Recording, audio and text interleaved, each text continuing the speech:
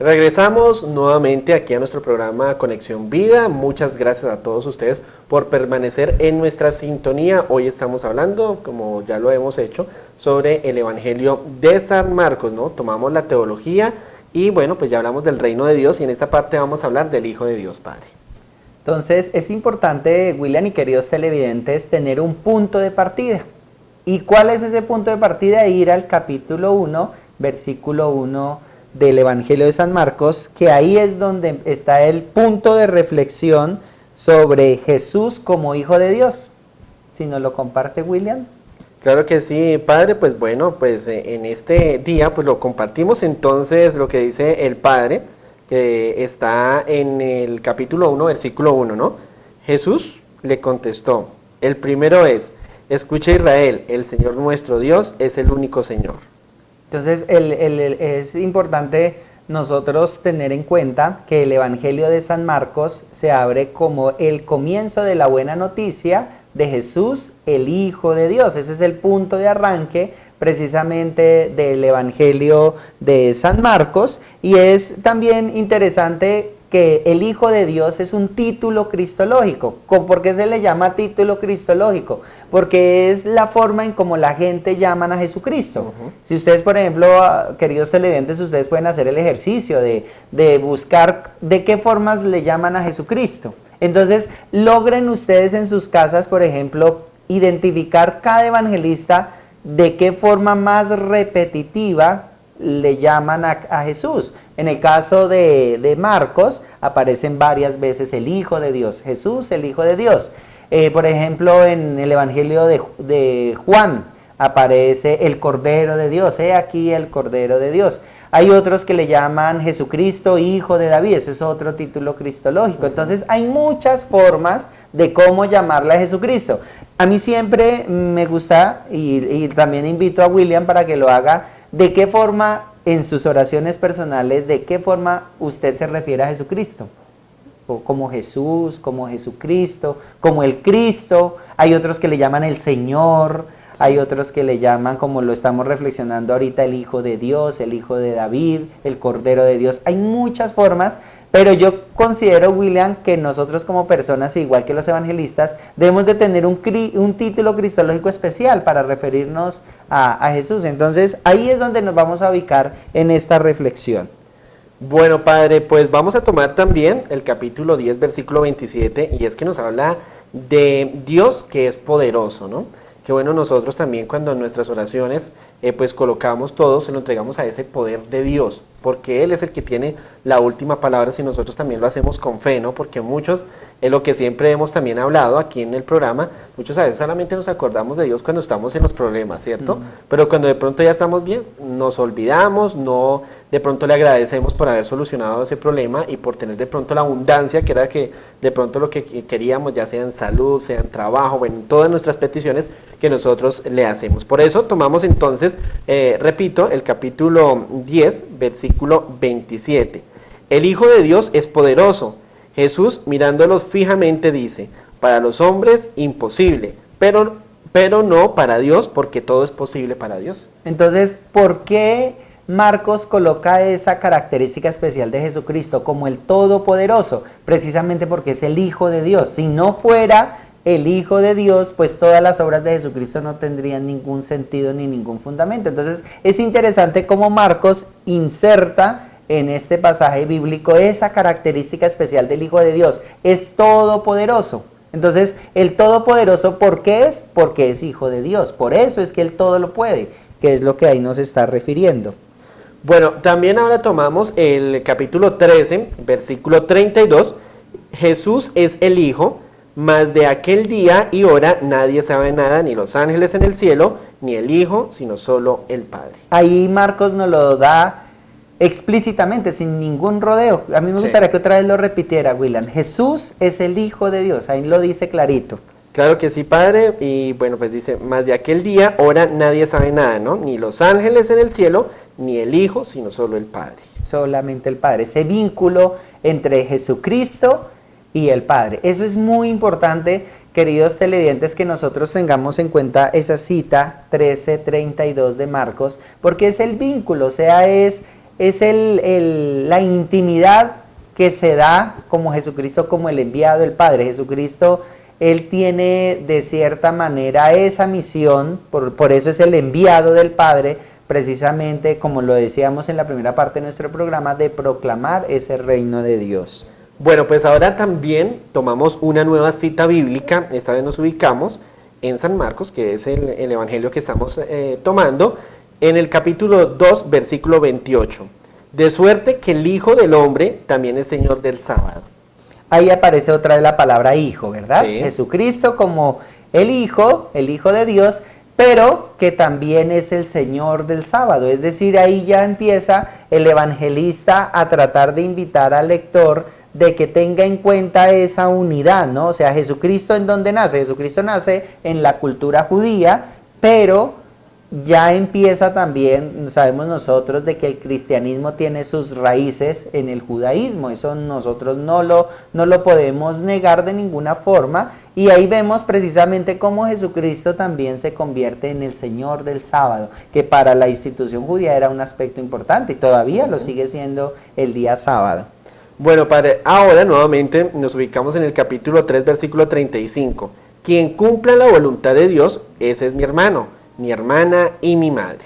Entonces vuelve a aparecer ese aspecto de familiaridad. Recordemos que si nosotros hablamos de Jesús, Hijo de Dios, pues sin duda alguna estamos también hablando de un entorno familiar. Entonces a Jesucristo le preguntan, bueno, y aquí está tu madre, están tus hermanos, y es cuando nuestro Señor dice, mi madre y mis hermanos son aquellos que escuchan la palabra de Dios, es decir, aquellos hogares, aquellas familias que aceptan y reconocen a Jesucristo como el Hijo de Dios, que es palabra viva, palabra de vida.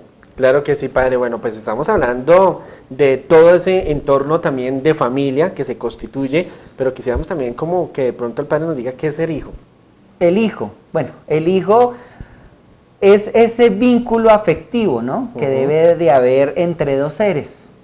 Nosotros como cristianos católicos tenemos que tener en cuenta, hay una frase muy bonita, no recuerdo si es de San Agustín, que nos dice, y nosotros nos hemos hecho hijos de Dios por medio de su Hijo, porque Jesucristo precisamente es el que nos abre también esa nueva dimensión. En el Antiguo Testamento se tiene una figura de padre muy fuerte, muy, me perdonan la expresión, pero tal vez así, muy grotesca, muy brusca. Esa era la figura del padre, un poco hasta aislada, ¿no? El padre, el pater familias, muchas veces tenía esa tarea de ser la autoridad en la casa, y Jesucristo nos viene a cambiar esa perspectiva de Dios, ¿no? Ya no es ese Dios lejano, ya no es ese Dios de pronto bravo, porque se tiene, y en muchos de nuestros contextos todavía se tiene esa perspectiva de que Dios Padre es una persona enojada. No, Jesucristo ya nos cambia. Entonces, ¿quién es ese hijo? Es aquel que reconoce a un Padre que es misericordioso. Por eso, esa pregunta que William me dice tiene toda su respuesta, aunque nos salimos de pronto un poco del Evangelio, pero tiene toda su respuesta en el Evangelio de Lucas, cuando nos habla, si mal no estoy, en el capítulo 15, del hijo pródigo, que nos habla precisamente de ese vínculo filial. El Papa Francisco también nos ha invitado a que nosotros seamos conscientes de que yo soy hijo de Dios,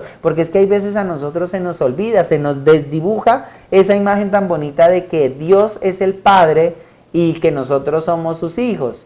Eso no es tan fácil, precisamente por nuestro contexto social, tal vez se desdibuja esa figura paterna, pero tenemos que rescatarla.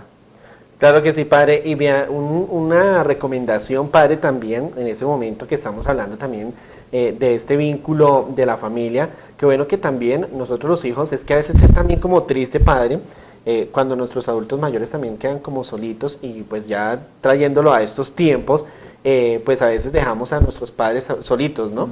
No hay como ese vínculo que precisamente es el que nos muestra Jesucristo, ¿no? Que Él siempre estuvo también, por lo menos pendiente de su mamá, de sus hermanos, de sus discípulos, que se convirtieron como en esos hermanos de Él.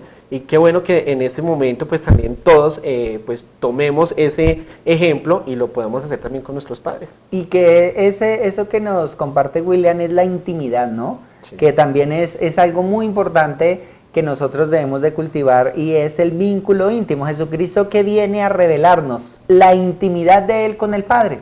Eso es lo que, en líneas generales, ¿qué es lo que Jesucristo nos viene a revelar? Su intimidad, porque Él ha salido del Padre, Él lo conoce, Él ha sido testigo de su amor y por eso se encarna Jesucristo, vive como verdadero Dios, como verdadero hombre, para enseñarnos y explicarnos lo que Él vivió en la intimidad del Padre. Bueno, Padre, ahora vamos a hablar también sobre las reacciones humanas de Jesús, ¿no? Ya que pues vamos a hablar de cómo Él también se compadecía con todo lo que estaba a su alrededor, ¿no? En esta parte es importante, queridos televidentes, que nosotros tengamos en cuenta, porque es que hay veces nosotros nos elevamos tanto que pensamos muchas veces que Jesucristo no sintió, Jesucristo, claro, Jesucristo, lo acabo de decir, vive en esta tierra como verdadero Dios y verdadero hombre. Entonces es bonito, queridos televidentes, que pongamos atención a esta parte, porque son las reacciones humanas que Jesucristo tiene y que están contenidas en el Evangelio de San Marcos, que son reacciones que como cualquier ser humano tiene y que vale la pena resaltarlas. Claro que sí, Padre. Bueno, vamos a tomar entonces esta cita, está en el capítulo 1, versículo 41. Compadecido de él, extendió su mano, le tocó y le dijo, quiero, queda limpio. Esa es la acción humana de Jesucristo de compadecerse, de sensibilizarse. ¿Frente a quién se sensibiliza en este caso Jesús? Frente a un leproso que se le presenta. Entonces es que Jesucristo también se deja afectar por esa realidad, se sensibiliza hasta tal punto que ahí dice el evangelista, se compadeció, tendió la mano y le dijo, quiero, queda limpio. Claro que sí, Padre. Bueno, ahora nos vamos también para todos nuestros televidentes que en este momento están siguiendo estas citas bíblicas, pues nos vamos para el capítulo 4, versículo 38. Él estaba en popa, durmiendo sobre un cabezal. Le despiertan y le dicen, Maestro, ¿no te importa que perezcamos? Es la acción humana del dormir, ¿verdad? También Sí, Jesucristo sentía cansancio. Muchos interpretan este pasaje como ya era tarde de la noche, entonces Jesús estaba durmiendo, llegan los discípulos a despertarlo porque no había en quién o a quién recurrir frente a la tempestad. Esa acción de dormir que es común a todos los seres humanos, necesitan también del descanso. Claro que sí, Padre. Bueno, otra acción humana tiene que ver, Padre, que se maravilló, ¿no? Entonces, esta vez nos vamos para el capítulo 6, versículo 6. Y se maravilló de su falta de fe, y recorría los pueblos del contorno enseñando. Hay otras palabras o en otras traducciones de la Biblia que aparece, se admiró o se preocupó por la falta de fe de esa comunidad. Bueno, Padre, pues así estamos ya también nosotros llegando al final de nuestro programa. Pues el Padre siempre ya lo ha hecho, una conclusión ya breve sobre este tema que pues estuvimos tratando en el día de hoy. Bueno, lo que queda para nosotros, obviamente teniendo como elemento todo lo que hemos tratado, es que Jesucristo es el Hijo de Dios, ¿verdad? Hoy cuando nosotros escuchamos estas reflexiones en torno al Evangelio de San Marcos, esa es la imagen que Marcos quiere transmitir a su lector, de que nosotros reconozcamos a Jesucristo como ese Hijo de Dios y que ese Hijo de Dios vino a entablar o a instaurar mejor un reino, y Él quiere como Hijo de Dios que todos seamos una sola familia y que nos hagamos partícipes de ese reino. Así que, queridos televidentes, manos a la obra a seguir leyendo el Evangelio de San Marcos, que es un evangelio muy rico. Las características de San Marcos es porque utiliza un lenguaje muy apropiado para las personas que de pronto no tienen un conocimiento tan elevado de teología, pues el Evangelio de San Marcos le brindan esas herramientas necesarias para iniciar su fe. Así llegamos al final de nuestro programa. Gracias a todos ustedes por siempre sintonizar el canal FUSA TV. Será hasta la próxima. Un abrazo para todos.